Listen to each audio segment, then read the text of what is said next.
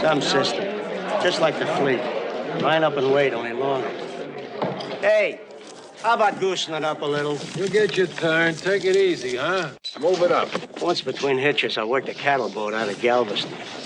Same thing, you know what I mean? No, I didn't think I do, actually. Well, what I mean is, if you think about it, cattle ain't got it much worse than us. They got it better. There's always somebody feeding them. Sure. Stuffing them up good for the slaughter pen. Right down the chute, and some big dumb bull is standing there with a sledgehammer. Boom. But they don't know what's going to happen. That puts them one up on us, don't it? Yeah. If you think of it that way. What's the matter with him? Nothing.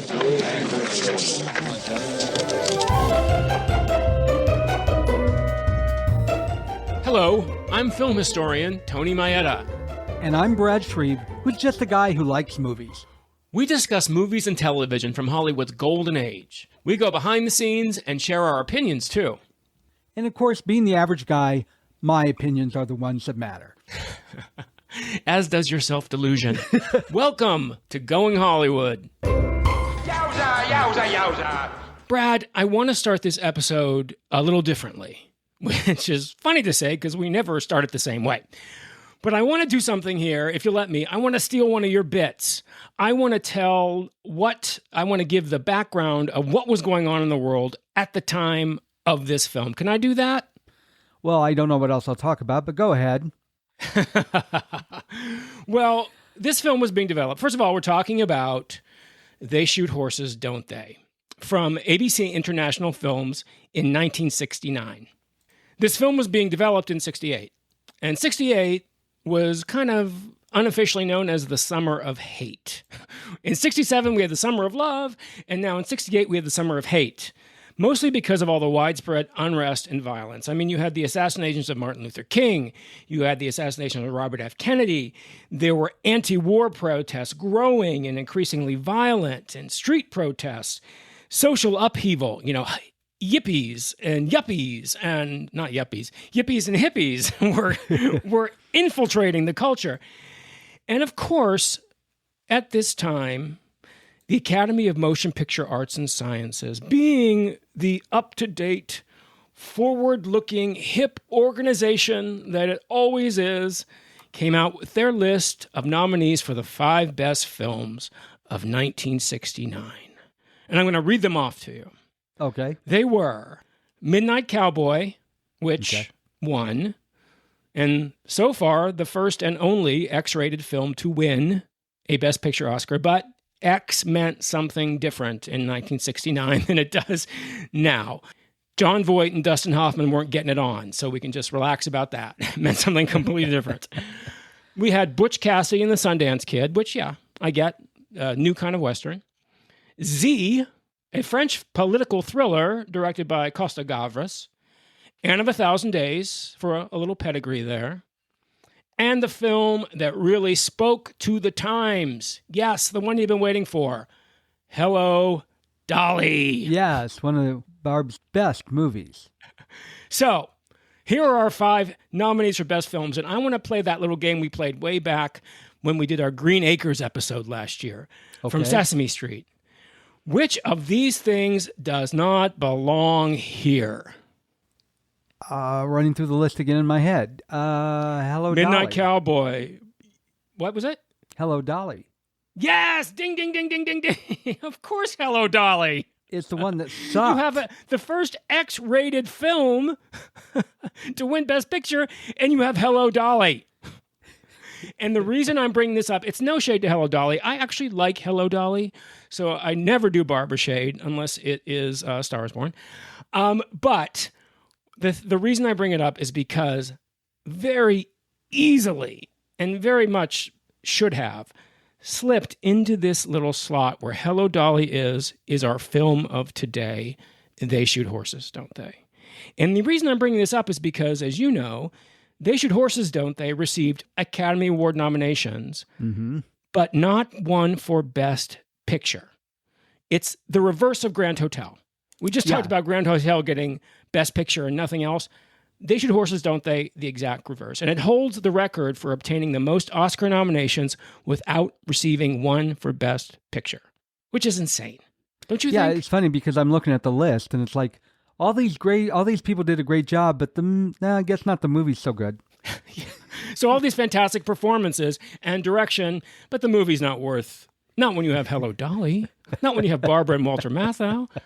So anyway, it's my way of introducing this unintroducible film, I guess, because it's so, to me, in my life, I love this film. It's in my top 10, definitely. And I'm so excited to talk to you all about it today. Shall I just lay it on the line now? Please, because I don't want to pull the plug on this podcast halfway through, so... I'm really surprised I've never seen this movie. I'm absolutely shocked. And I think it's because of the title. It just never, despite hearing how good this movie is, the titles turned me off. And I knew it was never about horses. I knew it was a metaphor for something. I didn't know what. But it just turned me off. I don't know if I'll ever watch this again. It reminds me of Schindler's List in the sense that they're two very, very different movies. But I don't know if I'll ever watch either again, but to me, they're both masterpieces. This movie gave me chills. It was so good. Yeah. I was in awe. And I'm like... I'm getting chills hearing you say that. Yes. I love it. I will say through much of it, I kept thinking, oh my God, I'm glad Jane Fonda redeemed herself after Barbarella the year before. It's hard to imagine it's the same person. We're going to talk about that. We're going to talk about that. I did see Barbarella one time, and I wish I could erase it from my mind. Actually, I don't remember the details. I just remember it was extremely painful. I don't think I finished it, which is rare for me. When it ended, I just sat here and I'm like, wow. Yeah, it kind of leaves you that way. It does kind of leave you that way. Well, I think then we should talk about this film and what this film is about. And I'm not surprised you had surprised you not seen it, because this film was unavailable for many, many years because the company that owned the distribution, Cinerama, went bankrupt. And a lot of these films that they had released were unavailable, and it was a lot of legal wrangling. But we'll get to that after we talk about the film. When I started looking for this film, I started calling because I'm like, I can't find this film anywhere. I'm really strict about making sure if it's out legally that the people that are due get their payment. But I was just about to give up, and then it's all over YouTube. Yeah. So there it was for me, uncut. There it was. That's where I watched that. Well, I'm sure it's not going to surprise you that I had this movie on VHS. Well, that doesn't surprise me. I had this movie on Laserdisc. There's a beautiful box set Laserdisc. And children, for those of you who don't know what Laserdiscs are, look it up. I'm not going to spend time telling you. It's like a beautiful box set. Big DVD. They're not. Well, they probably don't know what DVDs are. A big Laserdisc signed by Sidney Pollack, which I love and treasure. And of course, I had the DVDs, I had the Blu-rays. I got it all because I love this movie so much. This movie, to me, on so many levels, because it's... I guess we should start saying what it's about. And since we talked about Jane a bit, I kind of want to put it in Jane's words. Jane talked about her feelings about this movie a lot in her book. And what Jane Fonda said was, she said, "This film is an existential story that used the marathon dances of the Depression as a metaphor for the greed and manipulativeness of America's consumer society." Now, that's from the lady herself. And that is brilliant. I would have given more of a standard on the surface description because we're going to get into the other stuff. Yeah, but I want to say, too, there's a lot of hoity-toity descriptions of this film online. They talk about it as a grim allegory for the dehumanizing nature of capitalism. It's people, the tagline of this movie was, "People are the ultimate spectacle."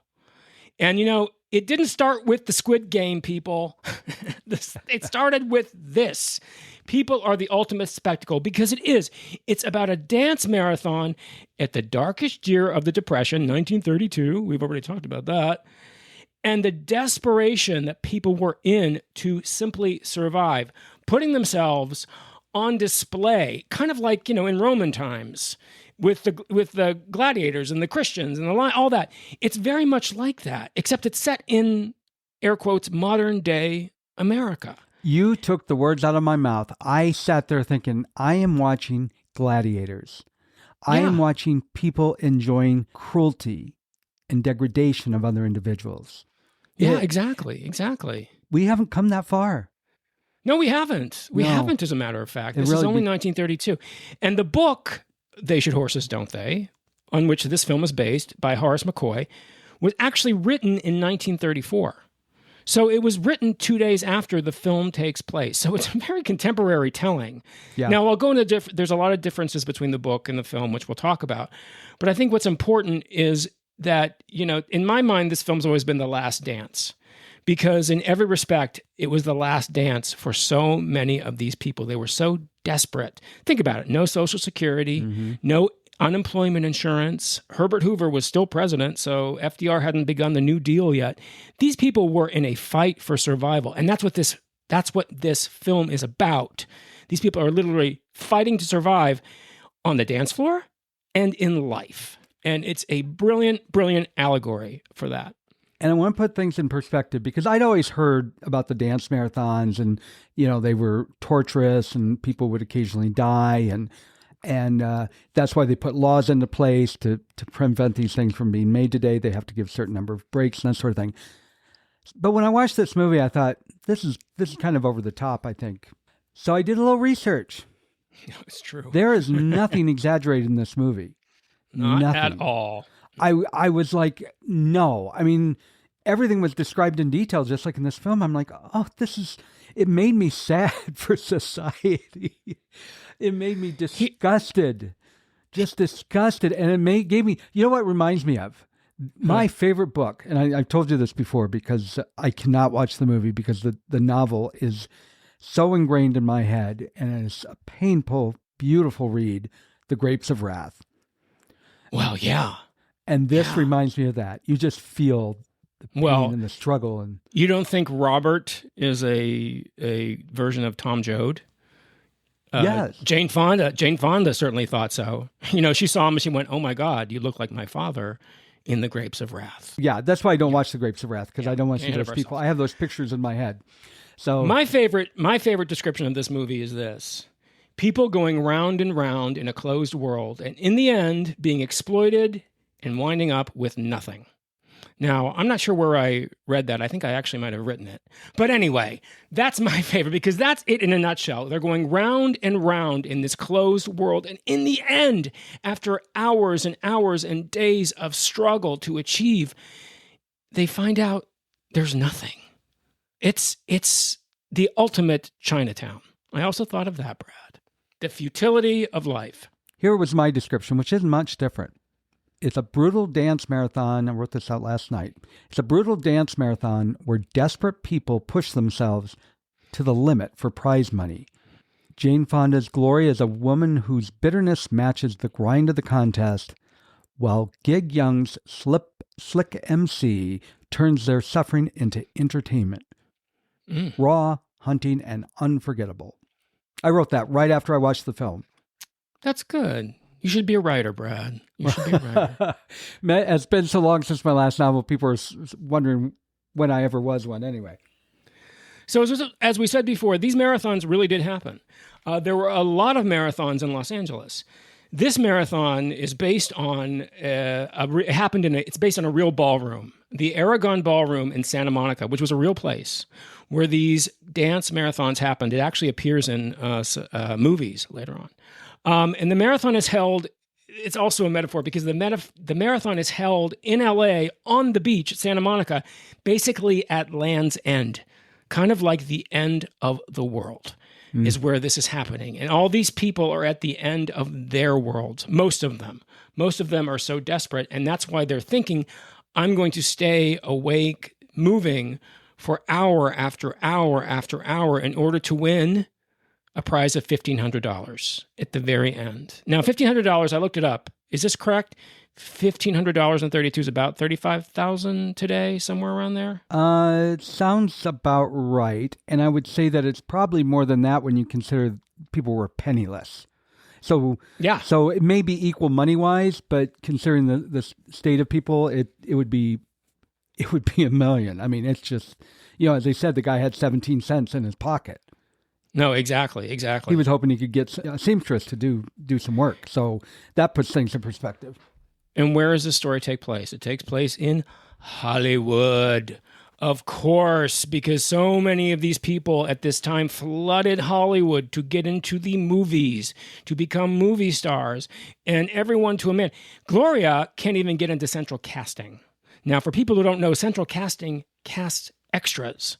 Yeah. We're not talking about even getting a speaking role. She couldn't even get a job as an extra. Doesn't make me feel so bad about my acting career hearing that, to tell you the truth, because I got more than extra work. But you know what? It's incredible. So the desperation of these people to simply survive is astounding. So I want to go into the background of this, the backstory of how this all came about, the film, They Shoot Horses, Don't They? Is that good? We good with doing that? Sure, I'm okay with that. Okay. So as I said, it was based on the book by Horace McCoy, which was written in 1935. And in the book, it's kind of interesting. Back to the movie theme, the main characters meet outside Paramount Studios. And they decide, neither one of them get a job. Robert wants a job as a director and Gloria wants a job as an actress. And they decide to go to this marathon because they're both so desperate, and they sign up together. Now, in the film, they meet at the dance marathon, which I think is much better.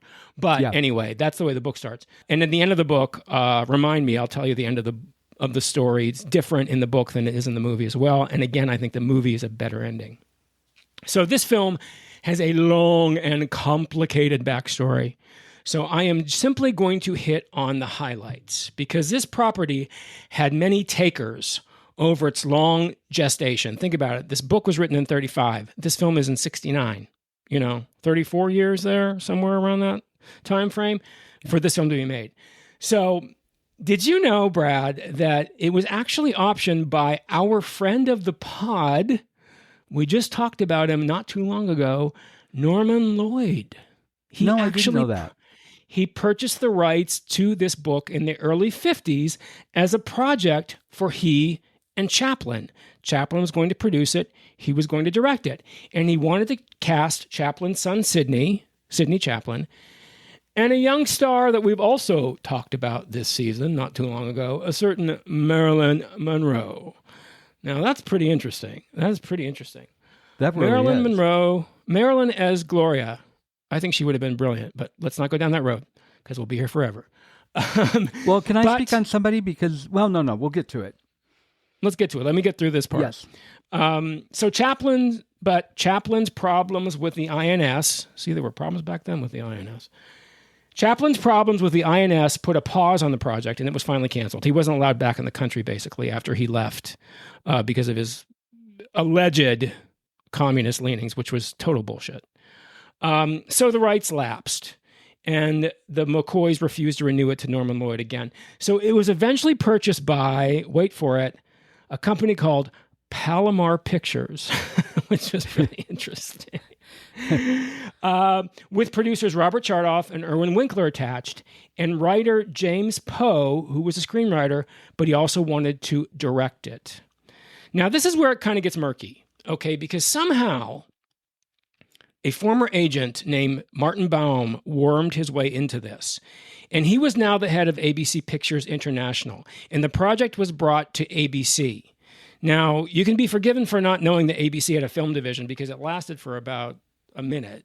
Well, a little bit longer than a minute. But it's a subsidiary of ABC Television.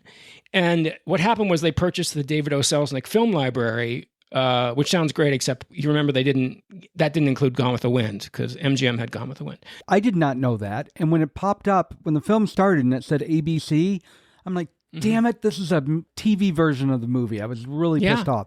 And then I noticed it said Film Studios or something. I'm like, okay, we're going to give it a try here. I was relieved. No, it was the film division. And they produced a few films, some of which were really noteworthy films. A few made a profit. There was Charlie, The Killing of Sister George, which features a star of this film, Take the Money and Run, and a big one you might have heard of called Cabaret. Oh. So they produced Cabaret.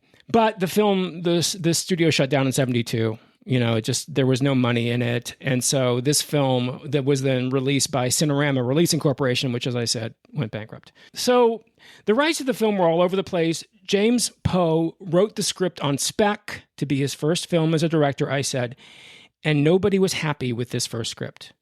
It was too melodramatic. They said they wanted it to skew closer to the book. And they all realized that James Poe was out of his depth as a director, and nobody was happy with him. But here's the problem. He brought Jane Fonda on. Now I'll get into Jane Fonda's background with this, but Jane Fonda felt obligated to him. But Jane Fonda had director approval, and this was the key. So Winkler and Baum thought there's got to be a way we can get him off this project because it's just not working. So they arranged for Poe to direct some tests with Fonda and another actress, possibly Bonnie Bedelia, to see how she felt about him as a director. And then she agreed he needed to be replaced. So he was out, and they had to find a new director. So the considerations were, they thought of William Friedkin, Bob Fosse, and a director that Irwin Winkler had worked with before, named Sidney Pollack. And Pollack is the one who got the job. This was only his fourth film, but he got the job. That's pretty amazing. That's a lot of background. On that. We talked a bit about Pollack when we were talking about Tootsie. Do you remember? Because Sidney Pollack directed Tootsie. Yes. A much different film. Well, yes and no. I love Pollack. Pollack's one of my favorite directors. The great thing about Pollack is that Pollack was a former actor. He was actually an acolyte of Sanford Meisner, who was one of the big three from the group theater with Lee Strasberg and Stella Adler. So he knew actors, and actors love Sidney Pollack. He began directing in 1960 at the suggestion of Burt Lancaster. He was directing mostly TV. But after that, in 1962, he was in a film called The War Hunt as an actor. And he met one of his co-actors, a lifelong friend and collaborator named Robert Redford, who he worked with frequently. So he began directing television. He made his directing debut in 1965 in The Slender Thread. And like William Wyler, actors loved working with Pollack. He led a number of them to Oscar nominations, 12. But unlike Wyler, he didn't harangue his actors into good performances. He had been an actor. He understood. He knew how to talk to actors. And to a man, everyone who's ever worked with Pollack said that. Streisand said that. Jane Fonda said that. Michael Sarrazin said that. He knew how to deal with actors in a way that would help them give their best performance. And I think these performances are phenomenal to a T in this film, don't you? Yeah, everyone in this film just blew me away. I guess this is what I was going to talk about earlier, Gig Young. Because when we talked about Blazing Saddles, you were explaining to me that Gig Young had the Waco Kid, or no, it wasn't the Waco Kid. Yeah, it was a Waco Kid. And Waco Kid. Yeah, he was booted because of being so drunk on the first day, and we know that at the end he killed himself and his wife, and it's very tragic. And I watched this movie, and he was so damn good. I'm like, it was hard for me to even imagine, and deeply saddened that all happened to him. So Gig Young plays Rocco, who is the MC, if you will, of the film, who's always saying, Yowza, Yowza, Yowza. Yes. And I've always wondered what Yowza, Yowza, Yowza meant. Do you know what it means, Brad? I looked up Yowza last night, and it's, now I forget. I couldn't find Yowza, Yowza, Yowza, but I did find Yowza. Well, Yowza, Yowza, Yowza was a popular expression in the 30s on radio. Young actually patterned his character after a band leader and a radio personality named Ben Burney. And that was his famous catchphrase, was Yowza, Yowza, Yowza. It basically means, oh, wow. Yes, sir. Step on. You know what I mean? It's to get your attention. Yes. Yowza, Yowza, Yowza. Yeah, I would like to talk about Gig Young because this was so unusual for Gig Young, kind of like Red Buttons. You know, we talked about Red Buttons in the Poseidon Adventure. He was a comic. He was a singer. He had variety shows on TV. Kind of changed his image when he did this dramatic part in Sayonara in 1957 and won a supporting actor Oscar. Same thing with Gig Young, okay? Gig Young, he had a reputation as a boozy charmer, well established, both professionally and in real life at this point. I mean, his reputation as an alcoholic preceded him, but he was a charming alcoholic. And his characters, he did films like Desk Set, Teacher's Pet, Old Acquaintance. He usually played the man who didn't get the leading lady at the end, but he was charming as hell. So he had a very lightweight reputation. And the reason how he got in this film is because Marty Baum, who was the head of ABC that we talked about earlier, who brought this thing to ABC Films, was a former agent. And he represented Gig Young, and he also represented Red Buttons and Susanna York, and he pushed for the casting. Now, that was a real risk because, like I said, he had this reputation of being an alcoholic. This just wasn't his persona, this kind of seedy, gross, MC of this. He's a little bit like the MC in Cabaret, you know what I mean? He keeps the thing together, and he's really seedy and questionable. But Pollack agreed to meet with Gig Young just to get it over with. But Gig Young had the flu. Do you know this story? Gig Young had the flu, and he didn't want to come. And Pollack was under time pressure. He says, no, I have to see you today. I have to see you today. So Gig Young came to the reading with the flu, shaky, seedy looking, green. And Pollack's like, oh my God, that's Rocco. You're cast. I mean, so you never know. Never say no to an audition. Go if you're sick, because it might be exactly what the director is looking for. And it was. And he's brilliant in this. And as we said, he won the only Academy Award this film received as Best Supporting Actor. It's well deserved. And it's funny because you talked about how charming he was. He was such a disgusting, vile person in this role. And it really showed when he was the MC in front of the stage. He was gregarious and charming. But all in the time that he's exploiting these people, and then behind the scenes, you see he's just scum. But he was not black and white. He had shades, a lot of shades of gray as time went on. I'm like, wow. And when he was in the showers with trying to coax Alice out of her mental state, yeah, he was very charming. Oh, yeah. No, he could totally turn it on. Well, it's that manufactured star. He was a manufactured star. He was a manufactured star in real life. I mean, believe it or not, he wasn't born Gig Young. He was born Byron Ellsworth Barr. And he was actually billed under Byron Ellsworth Barr for his first few films until he was in a movie called The Gay Sisters. And the character he played in that film was named Gig Young. And Jack Warner's like, I like that name. You're now Gig Young. And there you go. Hollywood. Should we talk about some of the other brilliant actors in this? Well, I want to go back to Red Buttons. All right. Well, why don't we just give a list of the people and their characters, and we can do it that way, and then we'll get into depth about them. So, you want to run down the cast on this? Sure. Top billing, which I kind of debate between her and Michael Sarrazin, or her and Gig Young, but Jane Fonda starred as Gloria Beatty, who is a bitter actress, for lack of better words, even though she like you said, she couldn't even get to central. Yeah, wannabe. But she couldn't even get to central casting. And she is teamed up with Michael Sarrazin, who plays Robert, and they are dance partners through most of this film. Susanna York plays Alice. She's a bombshell, looks very much like a Marilyn Monroe wannabe, even though this was before Marilyn Monroe. It's a Jean Harlow. Too. Yeah, there you go. Yeah. And then we have Gig Young, who was Rocky, as you said. Rocco. Red Buttons played Harry Klein. He was the oldest of the bunch. Actually, it looked like he lied about it. He lied about his age.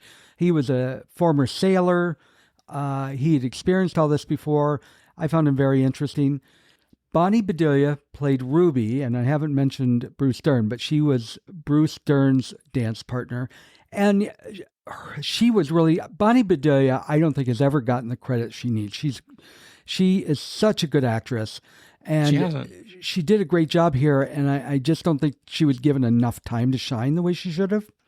Oh, I think she's wonderful. This is only her second film, too. She's a very, very young, very pregnant young woman in this film doing a dance marathon with her husband, who's played by Bruce Dern. And like the others, the pain and suffering that she gave us as the audience was just, it was chilling. I got a lot to say about Bonnie Bedelia. Yeah. Absolutely. Then we have Bruce Dern, who kind of we didn't really know a lot about, other than he kept trying to push Bonnie Bedelia. And those are the main ones I can think of. There's one more that I just want to know if I'm sure you recognize him. I did. And, we're talking about... He played Turkey. Yes, we're talking about Turkey, who was played by Al Lewis, who played Grandpa Munster. Yes. When he first came on, I said, that guy looks a lot like Al Lewis, but I didn't think it was because they had his skin so shiny and his mannerisms were so different. I was convinced this is a guy that looks, and he's got a very unique look. I'm like, well, you don't see many guys that look like him. And of course, in the end, it's him with hardly any words in the film, which disappointed me. But it's so funny because Al Lewis, he lived until 2006. Yes. I mean, it's incredible. Yes, I actually looked at his background after watching that. So it was very interesting. It's so funny. Al Lewis. And one of the funniest things is, because everybody thinks of him as Grandpa Munster. I mean, they just can't get around that. But do you know, Jane Fonda said that he would come into her trailer during the shooting and they would talk politics? Oh, yeah. I knew he was big in politics. He was. You don't think of Grandpa Munster. You don't think of Grandpa Munster and Jane Fonda and Hanoi Jane sitting and talking politics, but these are characters and these are real people. I love that. I love that she bonded with Grandpa Munster. Oh, that was amazing. That is fun. And who is the guy that played Batman in the 60s? Adam West? Yes. What I like about him is he's kind of like Adam West, and they probably neither had much of a choice, but rather than like a lot of the people on Gilligan's Island that were bitter at their typecasting, they both embraced their typecasting. They're like, nothing we can get around it. He actually be asked to be put on the ballot when he ran for governor of New York as Grandpa. Smart guy. And the court turned him down, but he's like, that's how everybody knows me. Well, and he worked until the 2000s. Yeah. I mean, come on. It's incredible. Yeah. The woman you were thinking of as dance partner with Bruce Dern was Ellen McLeary. She played Cheryl. And she's the redhead. And she has a wonderful scene where she goes through she's hallucinating because they've been dancing for hundreds of hours and she begins to hallucinate. She's a wonderful scene.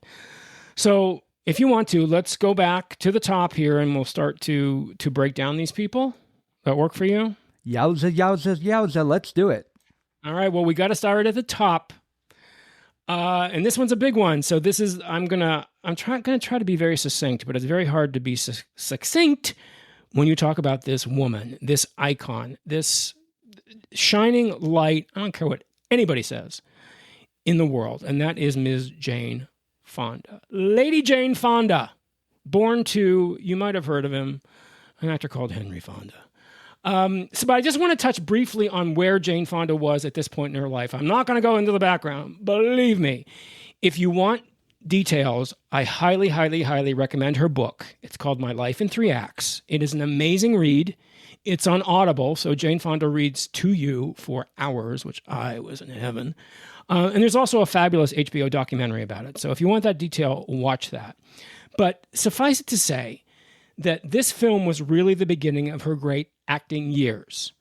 This is the first film in which she felt she was working on a film that was relevant to current issues and not peripheral to them. It was a real seminal experience for her because, as we said, the film she made right before this was what, Brad? Barbarella. Another classic film, but for a whole different reason. In a different way. Barbarella. I love that theme song.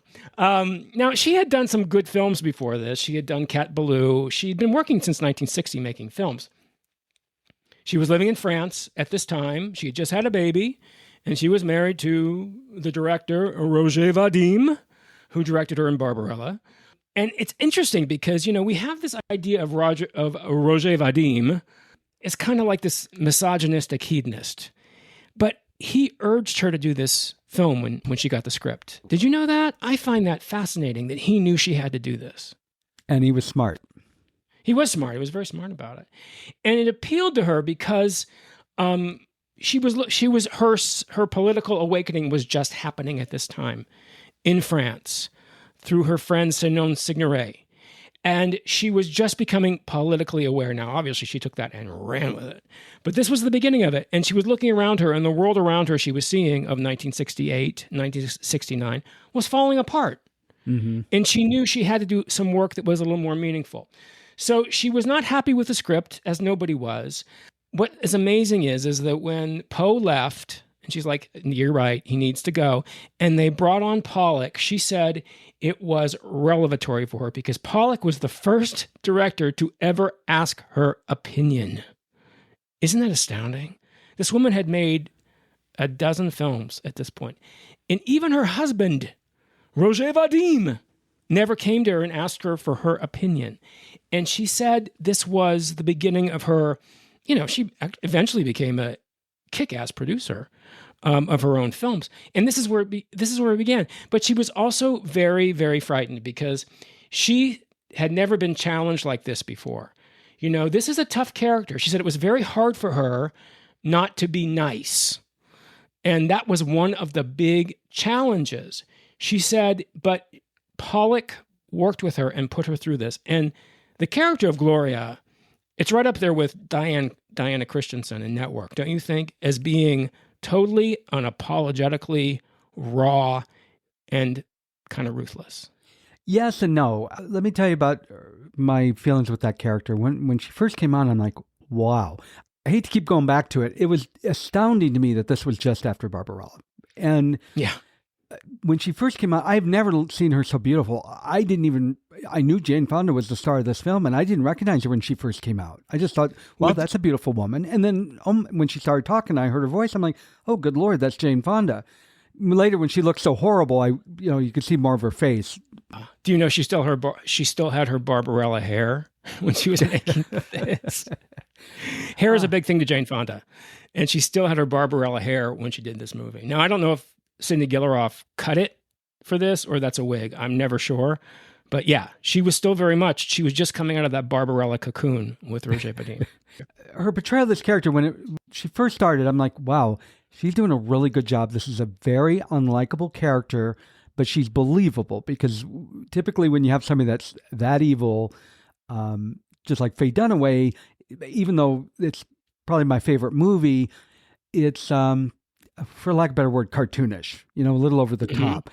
Yeah. I wasn't feeling that with her. I'm like, this is just a woman that's angry because she's bitter. And then I was like, well, she's starting to push it too far. Now it's becoming unbelievable. And then when I started to really feel her pain and her anger, and it all came back to me, like, I loved this role. I just loved her. Yeah. I loved hating her in the beginning. I think Pollack hit the nail on the head. When Pollack described Gloria, he said, she's not tough, she's petrified. Yes. And that's the difference. Perfect. That defense mechanism she has is what, because she's so scared. She's kind of a cross, and I should clarify this when I mention Diana Christensen. She's kind of a cross between Diana Christensen and, who? Beth Jarrett from Ordinary People. Two characters, Beth Jarrett and Gloria, so wounded by life and by what life has done with them that they put up an armor, they put up a shell. They're different shells, and they both crack. And that's what's so interesting. Diana Christensen has no vulnerability whatsoever. Jane Fonda does. Jane Fonda shows her vulnerability in this movie, especially at the end. Well, and that's where I'm going to say give your criticism where you say she's like Faye Dunaway. Faye Dunaway, we never knew why she was the way she was. And this character, as the movie progressed, and you really started feeling, like that was her defense mechanism against the world. Oh, yeah. Well, you get little hints of her previous life and how horrible it must have been. And how, coming to Los Angeles to be a star was like a last effort for her. She's escaping from a really horrible life, you can imagine, with sexual abuse and physical abuse and just horrible things. But she's not like Joan Crawford in that she actually became a star. She couldn't even get into central casting, which is so sad. Her hardness and her cruelty towards others, for lack of a better word, was her defense mechanism. It's like, totally. I can't become close. She can't. She's a fatalist, yes. Which I think is interesting because you get the clues all through the movie. She's always talking about death in this film. And if you've watched this film, if you haven't, spoiler alert. All right, we can go now. She ends up dead in the end, killed by Robert, at her request. But we'll get to that. But you get the clues of that ending all throughout this movie. This was so brilliant about this script. She's always talking about death. She's talking about rat poison. She accosts Bonnie Bedelia's character about keeping her baby. She gets really interested in the story Robert's telling her about this movie about the girl with a brain tumor, which was actually Dark Victory, which was in 1939, but never mind. And when the matrons tells her to wait to rest during her rest break to go to sleep, she says, "Why? I just wake up." I mean, you get those little signals that this is a fatalist. This character it's not going to end well for Gloria, and it doesn't. It doesn't. Yeah. Yep. And I just want to say one more thing about Fonda and her approach to this role, because it was so unlike any of her other roles. Because she was trained at the Actors Studio. So, I mean, it wasn't like she didn't know what she was doing when she was doing Barbarella and Tall Story and these things. She actually lived at the studio during the filming. Did you know this? It was filmed on a soundstage in Burbank at Warner Brothers. She didn't go home. She wanted that feeling of claustrophobia. She wanted that feeling of that Gloria was feeling, so it could really seep into her bones. And I think that is a phenomenal. I mean, that's an actress, baby. That is an actress. So let's get to Michael Sarrazin, because he was so good in this film, and this really should have propelled him to top-level stardom, and he seemed to have faded away. So I'm really surprised. What's his story? It is kind of sad about him, isn't he? He's so wonderful in this, and as we said before, that Sarrazin reminded Jane Fonda of her dad. And you look at him, and he does. He's Henry Fonda in Grapes of Wrath with the big blue eyes, even though that's in black and lanky white. Lanky and handsome, and Fonda had a softness along with his edge, especially when he was younger, so beautiful. And it's interesting because that helped very much. She also had a nickname. She and Pollack nicknamed him Bambi because of his character, and because that character is a Bambi, because that character comes from nowhere. Yeah. He's basically a drifter that just drifts on to the marathon dance floor. And because Jane Fonda's intended partner gets sick and is not allowed to dance, there's this guy staying there. So that's how he becomes her partner. So different from the book. And yeah, he didn't unfortunately have a really great career after this. He did some films after this. He's in probably his most high profile film after this. And I almost hate to say it after the Hello Dolly shade, but it was For Pete's Sake with Barbara. So there's Barbara again. It's a kind of a lesser Streisand film, but he's very charming in that. So he never really had another high profile film, and he died unfortunately in 2011. So yeah, I think that's a real loss career there. That's a really lost career, because he was wonderful in this. He's wonderful. Yeah, in this. And you could probably say this about every cast member in this film and their character, but he was Robert. Oh yeah.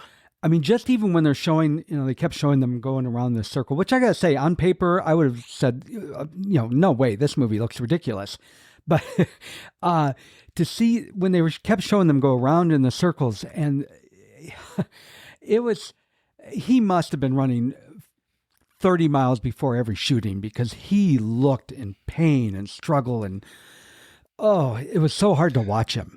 Yeah, Pollack put all of them through the paces, especially in the Derby scenes, which we'll get to. Mm-hmm. So we also have Susanna York, who Brad briefly touched on, playing Alice. She was a British film actress, and everybody in this cast who talked about her said she kept very much to herself. She was very remote. She was kind of like the epitome of the swinging 60s London it girl in the UK in the 60s. She was in Tom Jones. She was in A Man for All Seasons. She was in that movie I talked about before, Killing of Sister George, where she plays a potential lesbian.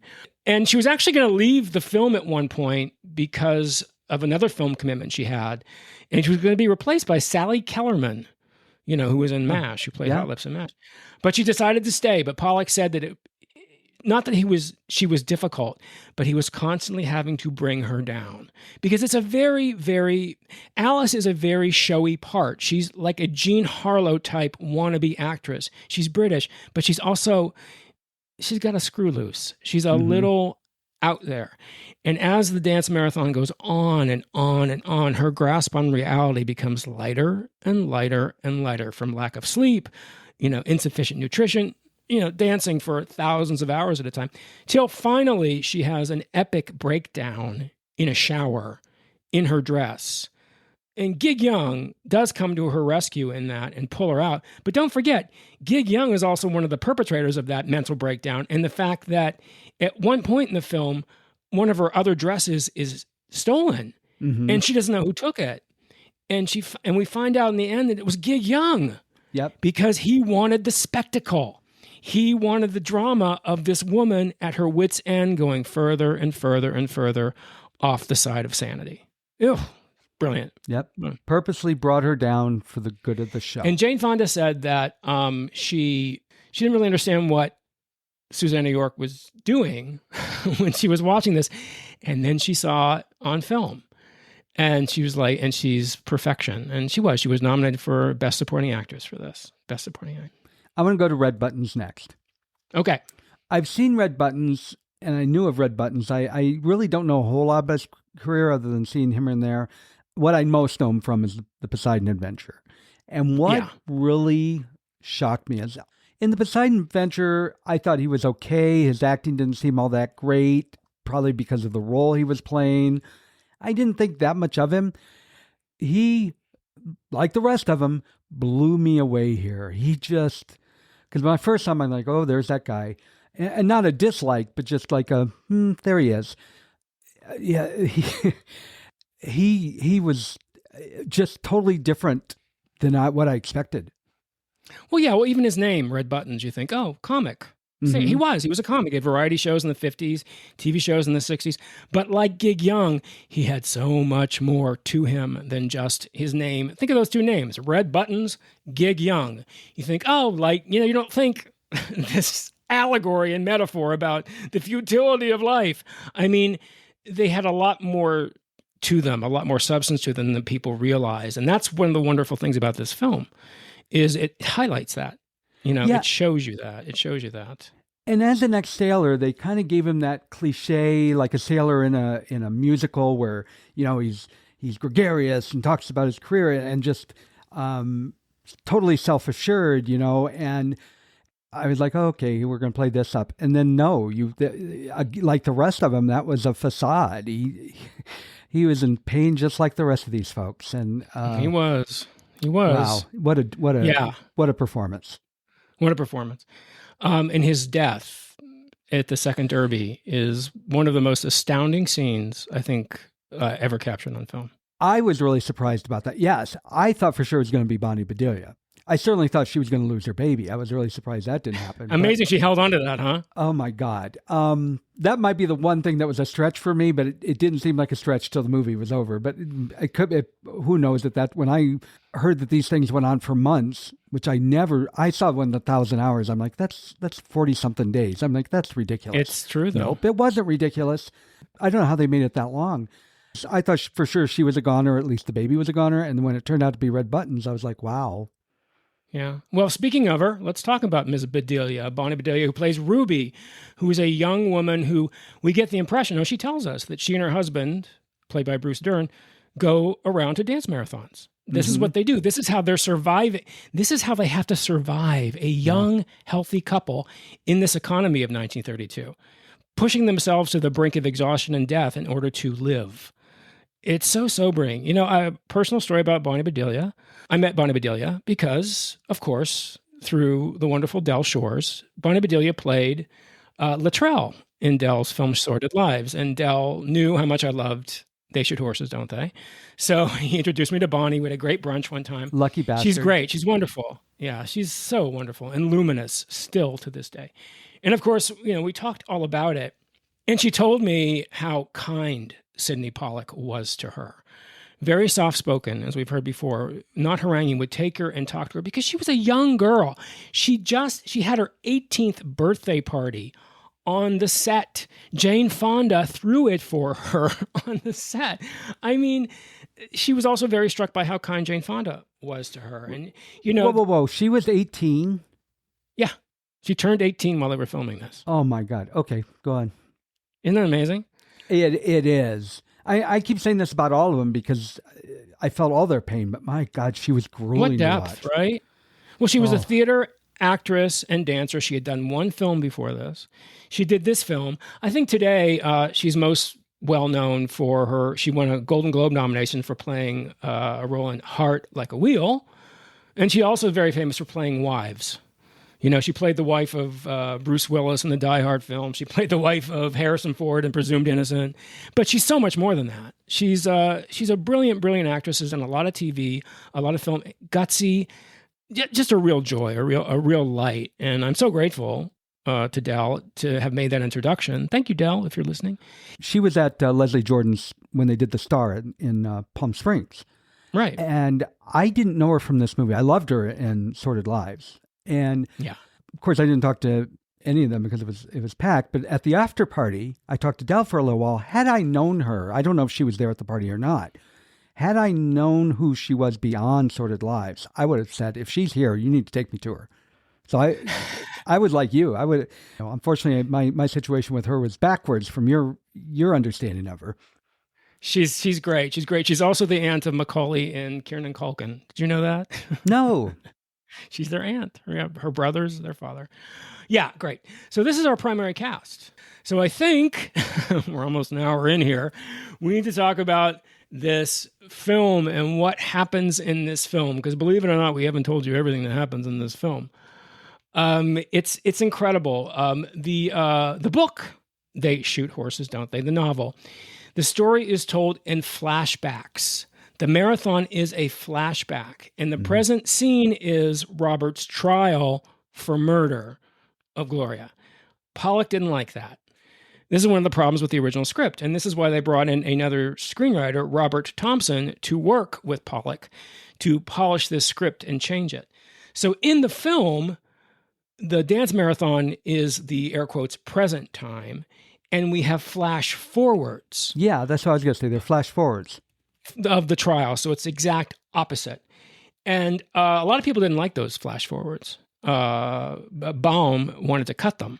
But Pollack liked them because what's great about them is they give you little hints. You don't know what's going to happen if you haven't seen this film, but you get little hints of what might happen. Like one of the flash forwards, Robert's wearing his Jonathan's Iron Tonic jacket. And you're like, where's that jacket from? Well, then we go back to the dance marathon and you find out they get a sponsor. So that's really cool, those flash forwards. They stayed in the film because there were 2 previews and it worked with them and it did not work when they took them out. So they left them in. Oh, really? Because I can't really say whether they would have been better. You know, once you see something, you can't really say. I kind of was disappointed that it was giving a little bit away. It would have been so shocking at the end had I known what was going to happen. But because he, on trial and all that sort of thing, I knew something tragic happened. It was obviously killed someone. I didn't know who. Yeah. I thought maybe Jane Fonda seemed too obvious. What I liked in the flash forwards was, I'm trying to think, it was the very simple black and white sets that were really just, there was no background almost. It was, trying to think of, like the opening of Perry Mason, where you see, very sparse. Thank you. That's the word I was looking for. You know why it was like that? Why? Because they had no money. Oh, well, it worked.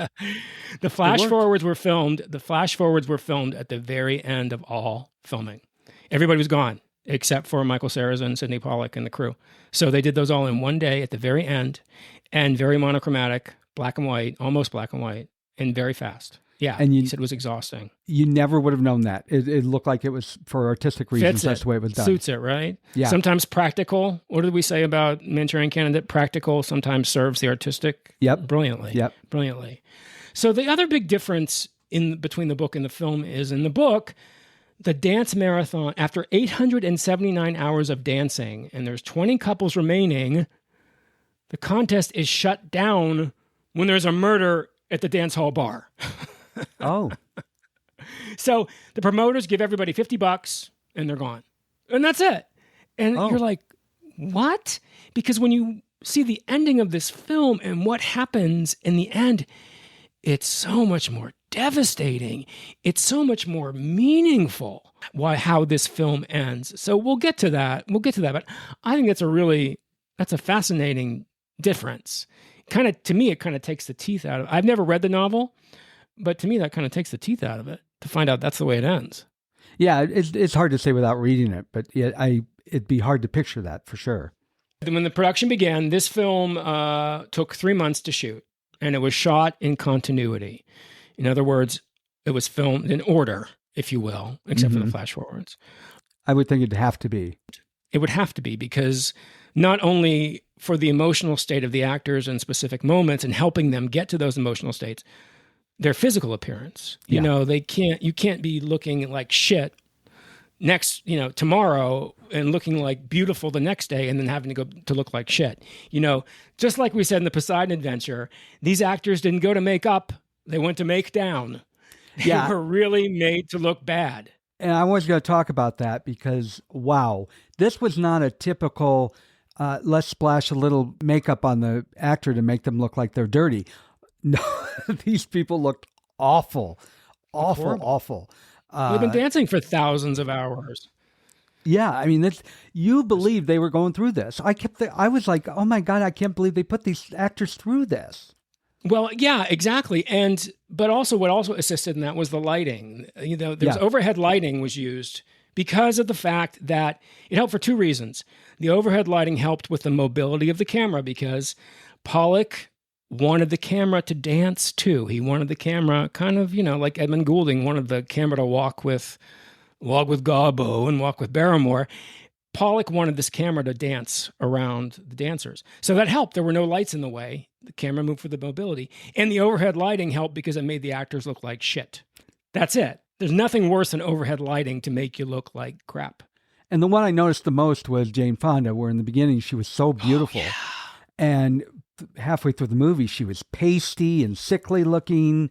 She looked near death, like all of them did. But she just, because of the way her skin looked, was like, that woman's sick. Pollack did so many amazing things with this in filming this. All the actors had to be there all the time because even if you're not the focus of the scene, you're in the background dancing. So this is an exhausting thing. And he knew that it would be very challenging to give the film variety because you have the same characters. You said this a little bit before. Same characters basically doing the same thing over and over and over, except it's getting slower, not faster. Mm-hmm. So how do you make this interesting?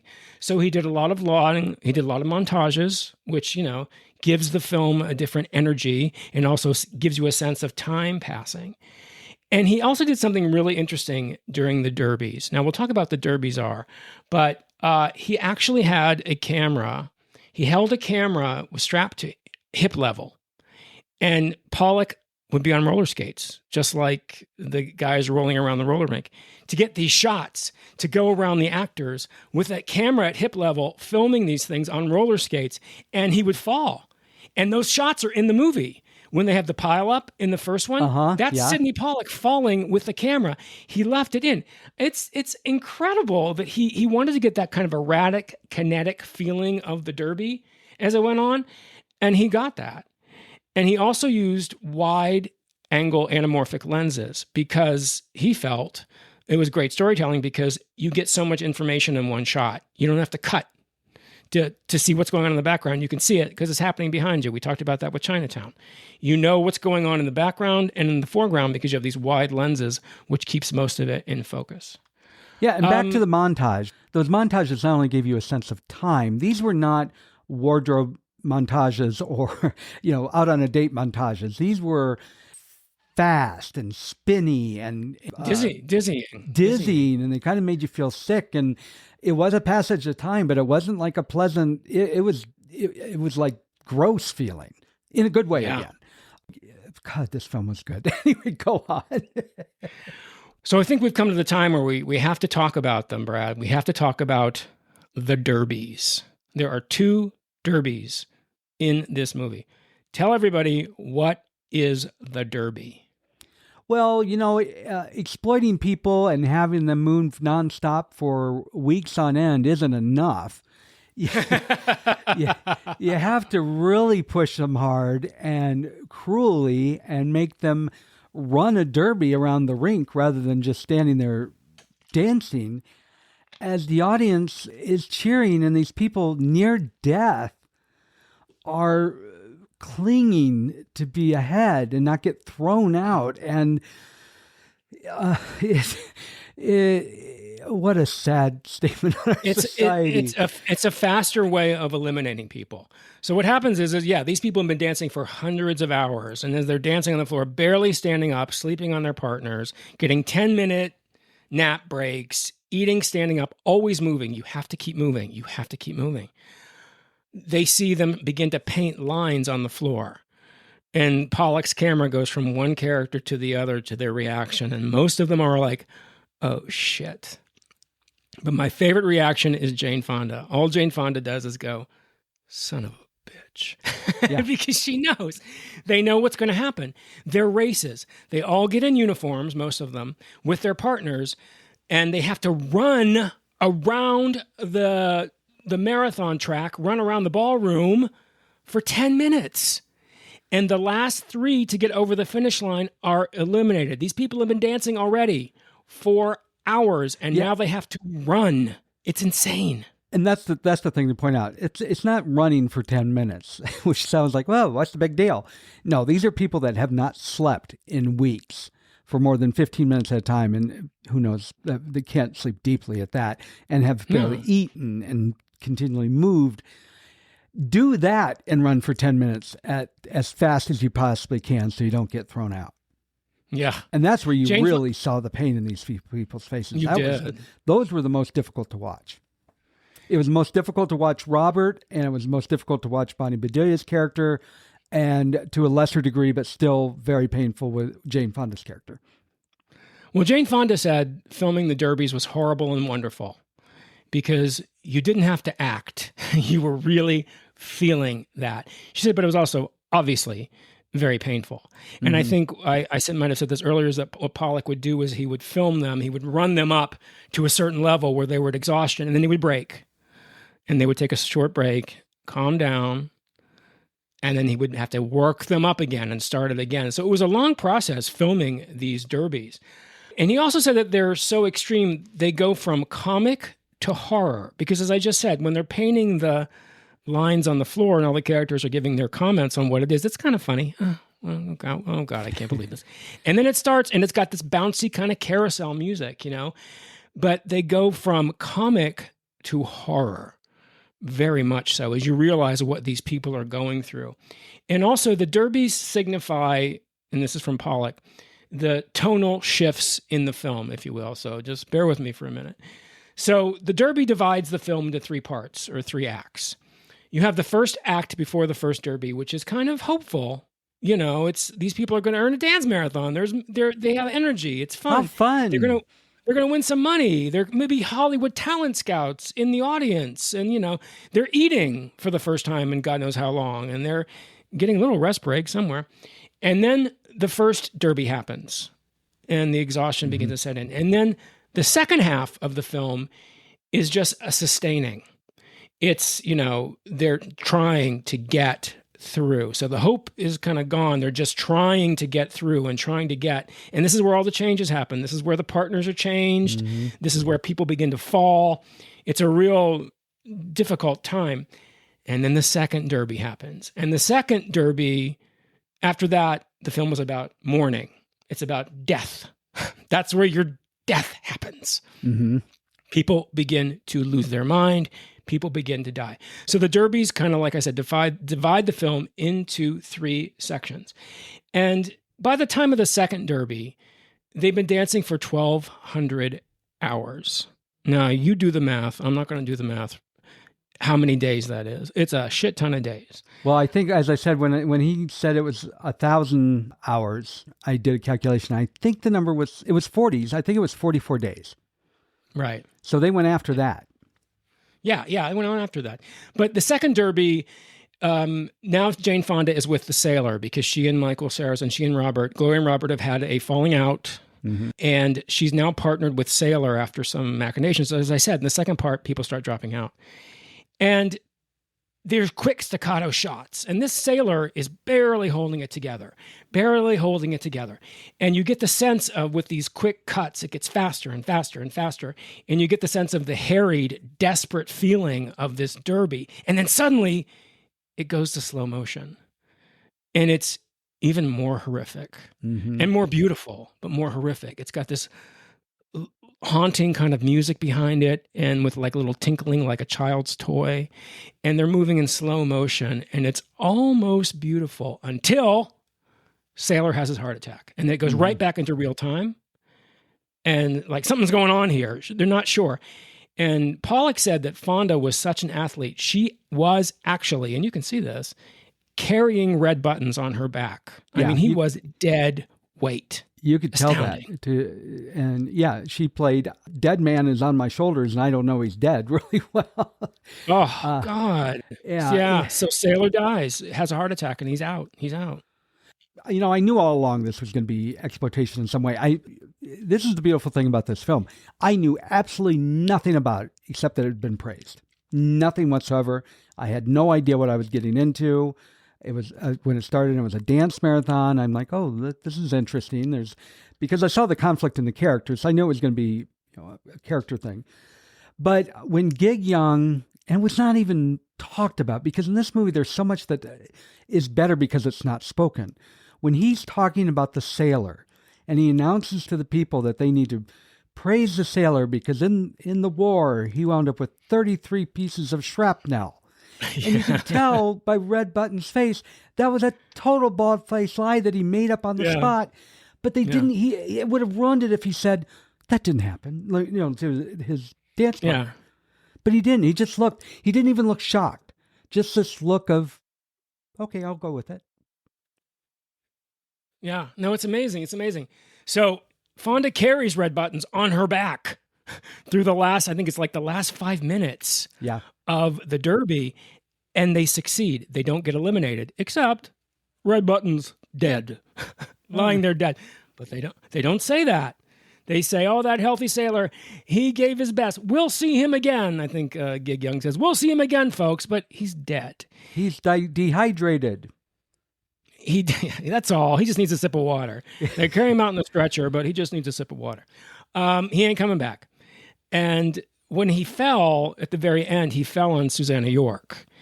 And this is the tipping point of Susanna York's sanity. This is the point when she says, is he dead? Is he dead?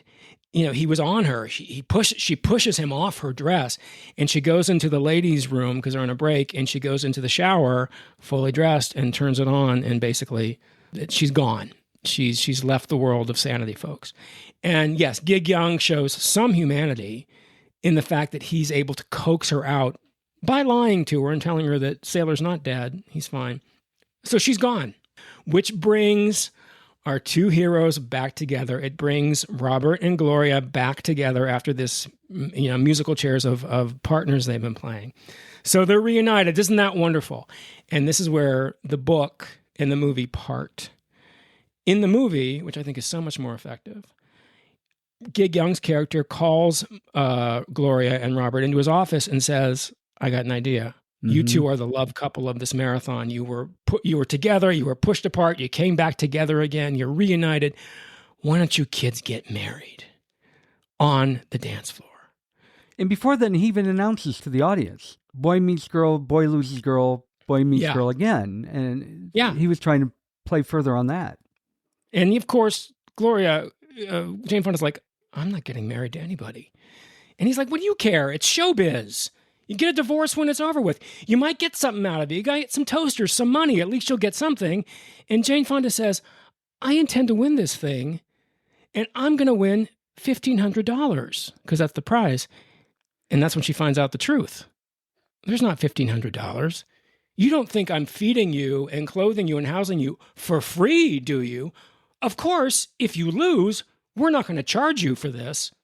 What a guy. Yeah. But if you win, we need that money. So, and this is what's so devastating about this film, is you realize this whole thing has been a sham. It's only a paper moon, folks. This is not real. They go through this, and at the very end, they get nothing. Yeah. Oh, astounding. Again, with the thing with the shrapnel and Red Button's face, this situation, this whole movie, again, what made it so beautiful is none of that was in your face. It was in your face in the sense that you knew, eventually you figured out what this was about. But nobody ever said, oh, this is like life. This was the struggle of life. And then at the end of her life, Jane Fonda's character realized this is all there is. Yeah, it's going in circles. It never gets better. Exactly. It's a dance of illusions. Yeah. It's a dance of illusions.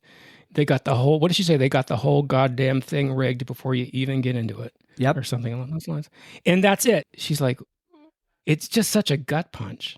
Mm-hmm. And she's like, okay, I'm done. Gloria, out of here. So she goes back to the women's room to start packing. And, neither one of them knows what they're going to do. And she can't find her stocking. She had one pair of good silk stockings, and she can't find one of them. And they're looking all over the room for the stockings because she wants to get out. She wants to get out of this ballroom. And he finds it, and he goes, is this it? And as he hands it to her, it rips. And that's it. The rip stocking is the straw that breaks Gloria's back.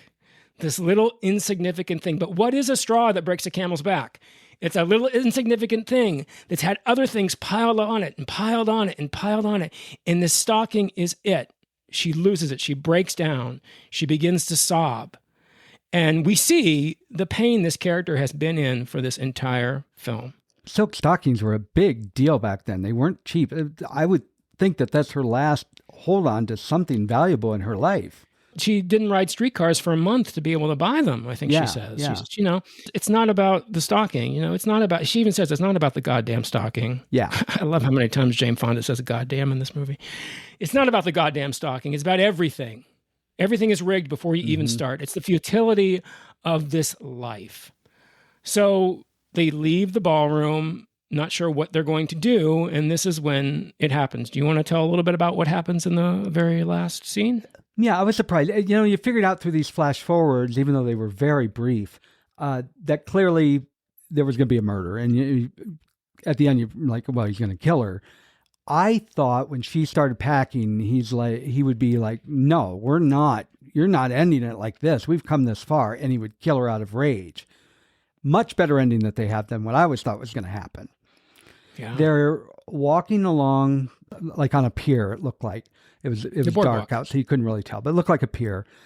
And they're talking, and she pretty much says, I'm done. I'm done. And she pulls out a gun and makes it clear she's going to kill herself. And I do have, this scene is probably one of my biggest challenges with the movie, but it's still well done. She pulls out a gun and she can't do it. And so she asked him to do it. And seeing her pain and seeing her suffering, he does. He shoots her in the head. Yeah, it's amazing.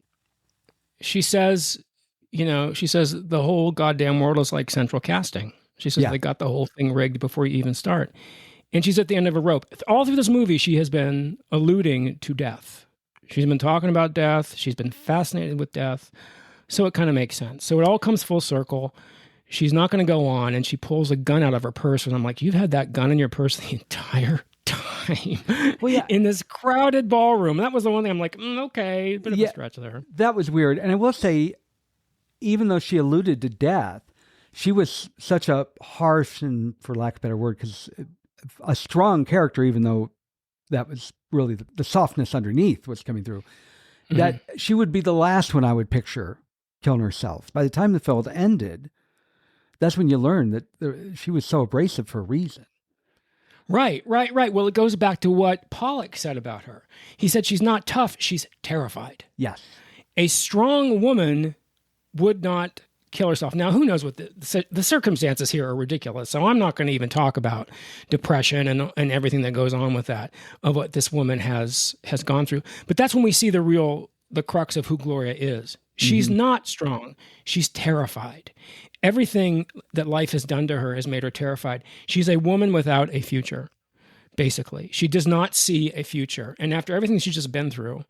And by the way, I want to point out that when they walk out on the boardwalk, that's the first time they've been outside in over 1,200 hours. Now think about that for a minute. With the stale air and the smells and the sweat and the stench and the static air. I mean, you go outside with the sea breeze. They're at the end of the land. They're at Santa Monica Pier or wherever they are at the end of the world.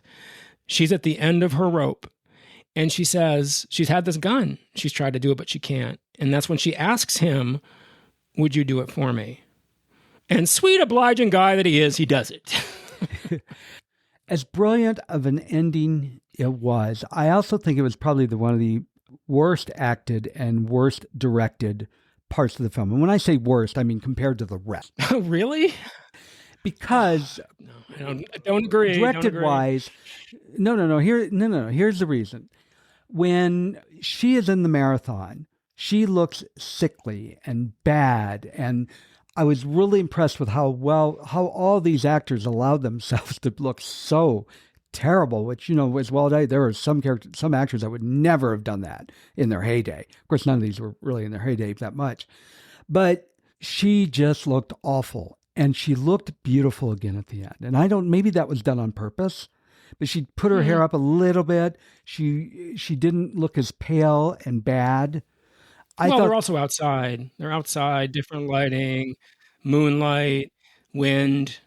Yeah. Okay. And she didn't seem as distraught as I would have liked her. She became self-assured again, or at least obviously she wasn't self-assured. She acted self-assured. She seemed like she really had it together when it came time to kill herself, which I understand. People aren't sobbing and crying when they kill themselves. Well, I shouldn't say in every case. Sorry about that. But I would have liked to seen her. I mean, you see that she's a wounded animal. I would like to have seen her a little more wounded looking for me to believe that Robert would have said, this is a mercy killing. That's all. Here's the thing about, and I'm not going to be an expert on suicides either. I'm not pretending to be about this.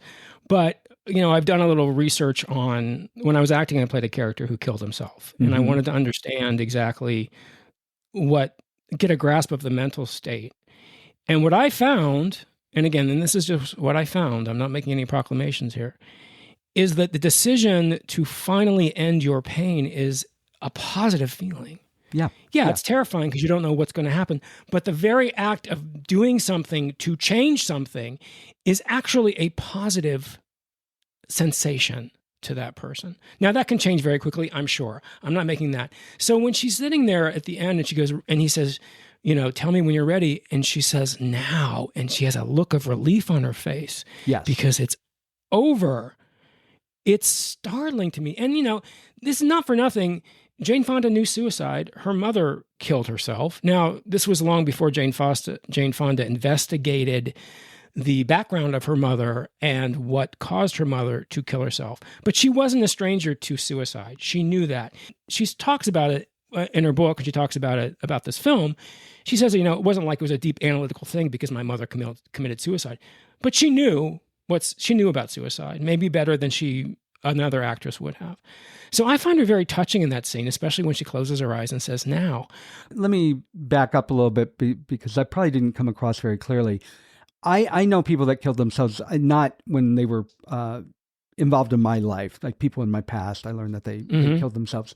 But I have a friend that's a minister, and she deals with grief counseling, and she's worked with people that were suicidal and ended up killing themselves. And yeah, I mean, they very calmly, and again, I'm not talking about every case. Some people are like in the movies where they're just distraught, pull out a gun and blow their brains out. But what she's experienced most is they very calmly get their things in order, then do it. Yeah. Just matter-of-factly. So yeah, I think I needed her to be more in distress to believe that Robert, with what I presume is little education, being raised in the country and that era, I felt like something would have needed to push him a little bit more, especially with the closing lines. And that's if I have any issue with this film, and it's a very minor issue. I don't with Jane in that she's putting an end to her suffering. I get that completely. It's the audience having to buy the fact that this guy would actually kill this woman because she asked him to. At the beginning of the movie, over the credits, we have a beautiful bucolic scene of a horse racing through the fields. And at the same time, we have Gig Young, doing the Yowza, Yowza, Yowza, talking about the rules of the marathon. It's a brilliant opening. And in this bucolic scene, the horse falls and obviously breaks his leg. At the same time that Gig Young says, 2 knees down, you're out. It's very funny how it's cut together, or very, very brilliant the way it's cut together. And in the bucolic scene, there's a young boy who obviously loves this horse, who we assume then is Robert, and an older man. An older man has a gun. The horse can't get up, and the older man shoots the horse because the horse is in pain. Mm-hmm. There's no hope for the horse. So Robert's justification at the end is, when they ask him, why did you do it? He says, what, Brad? They shoot horses, don't they? Hell of a guy. Yeah. Is what one of the cops says. So that's what we go on. Now, in the book, he tells her that story, but in the movie, it's beautifully realized in the beginning. And when he shoots her to drive the point home, when the gun goes off, Jane Fonda falls back, and then suddenly she's not on the pier anymore. She's in the field where the horse fell, and she falls. So Pollack is showing us Robert's mind, his inner motivation. He is doing the mercy killing just as he did to the horse. That's how that all kind of comes together, which was a scene that was shot much later because they knew they had to have that in there to really drive the point home about how this guy could kill her. Yeah. Like that. And like I said, I think they were the worst part of this film, but that doesn't mean I thought it was bad. Yeah, I'm nitpicking here. No. And that's the end of the movie, folks. Woo! Yowza, yowza, yowza. Yowza. So, Brad, do you want to tell us a little bit about how this movie performed when it was released? I would be happy to. First of all, it was nominated. You said, was it 9 nominations? Yeah. 9 nominations, and Gig Young won 1, which well-deserved in my opinion. Let's run them down. Best Director, Sidney Pollack. Best Actress for Jane Fonda. Supporting Actress for Susanna York. Adapted Screenplay for Robert Thompson. And Gig Young, who won Best Supporting Actor. Is that 9? No, we had costume design, editing. Oh, okay. The ones that nobody pays attention to, and they should. I had the major ones. I apologize. Yeah, Those are the major ones, yes. It won 1 Oscar. Gig Young won Best Supporting Actor. Now, to give an idea before I give the numbers, other films, as you mentioned, that came out this year, I was going to give Easy Rider was another one that came out. And True Grit. Yeah. And Butch Cassidy and the Sundance Kid. You may have mentioned that one. Yes. The film was made for almost $5 million, $4.8 million, and it grossed almost $13 million. So right. almost 3 times what it was made for. Yes. Rotten Tomatoes, I'm really, really surprised about this. The audience score is 89%. And considering that this film is not an art film, but when it starts out and you see the horse and you hear the yowza, yowza, yowza, it feels like this is going to be some kind of art film. And I thought the audience would have given a lower score, but they gave 89%. And what really surprises me is they gave better than the critics did, which was 82%. And that just floors me that the critics only gave it 82%. That's crazy. Something is wrong there. So as I said, so the film actually premiered at Cannes, and it was a big hit. It made money. It set Jane Fonda on an incredible acting career. Yeah, she had a pretty good career after this. Right after this, she did Clute, and she won the Oscar, and then she had some problems in Vietnam, but we're not going to talk about that because we're a Hollywood podcast. But, I mean, come on. Any veterans in the audience, please don't get angry. Coming Home and 9 to 5 and Fun with Dick and Jane. And I mean, come on. She's Jane frickin' Fonda. Still vital, still alive today. I love her. Sidney Pollack, as I said, one of my very favorite directors. Went on to direct a little film which we'll never talk about because I will not have Brad diss The Way We Were. But yes, he made The Way We Were. He made Tootsie, as we talked about before. He finally won his Oscar in '85 for Out of Africa. And then what's interesting to me about Sidney Pollack, and is always very interesting about him, is near the end of his career, he kind of went back to acting again. I mean, he was in Tootsie, as we said. He played the agent in Tootsie because Dustin insisted he play it. But then he was Will's father in Will and Grace. He was on The Sopranos. He was in Woody Allen's movie Husbands and Wives. He did things he was on Euphoria. I mean, he just did some incredible, I'm sorry, not Euphoria, Entourage. I'm like, where the hell did Euphoria come from? They both begin with an E. He was on Sopranos, Mad About You. He did Death Becomes Her, Michael Clayton. So he's a wonderful actor, too. That's what I think I love about Sidney Pollack. But unfortunately, he died in 2008 of cancer, and we lost a true, in my opinion, auteur, unheralded auteur, because his films are unique and wonderfully presented and acted. I just love Sidney Pollack. Yeah, he should have a statue just for this movie alone. He should. And, and we've talked about it before. This film is really the second golden age of Hollywood. It's that wonderful period after the studio system and the production code broke down, and these wonderfully free and daring films were being made that really challenged society and society's norms and made people think. Films like, we've talked about a lot of them. We talked about Chinatown, and we talked about Rosemary's Baby, and we talked about What's Up, Doc? And there was also Clute and The Graduate and Harold and Maude. I could go Paper Moon. I could go on and on and on. You had people like Alan Pakula, Roman Polanski, Bogdanovich, Coppola, Scorsese, Friedkin, Ashby, Lumet, and Sidney Pollack. And I think one of the best films of this second golden age is They Shoot Horses, Don't They? And what was first? The best film? Yeah. The golden age? What's up, Doc? What are you talking about? That was my assumption, but I didn't want to say it. Yeah. I wasn't putting them in order of anything. I was just listening.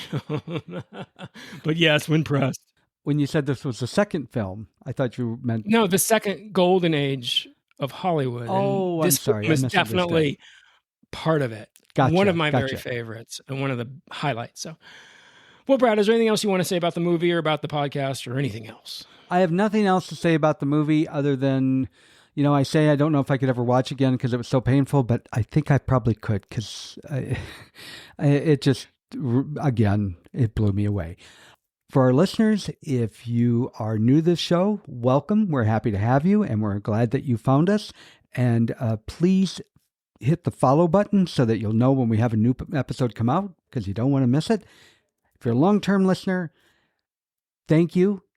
Please rate and review us, Apple, Spotify, or wherever you get this podcast. Absolutely. We would love it. Well, Brad, I guess then... that's They Shoot Horses, Don't They? And that was a long one, but it was worth it because this film deserves a really wonderful analysis, and I hope we did that. So I guess there's only one thing left to say, but as usual, I don't want to say it. So let's not say goodbye. Let's just say, what do you think? Yowza, yowza, yowza! You knew that was coming. I was hoping you were going to say, I'm like, if he doesn't say yowza, yowza, yowza, I'm going to have to. But yowza, yowza. Let's say goodbye. Goodbye, everybody. Yowza.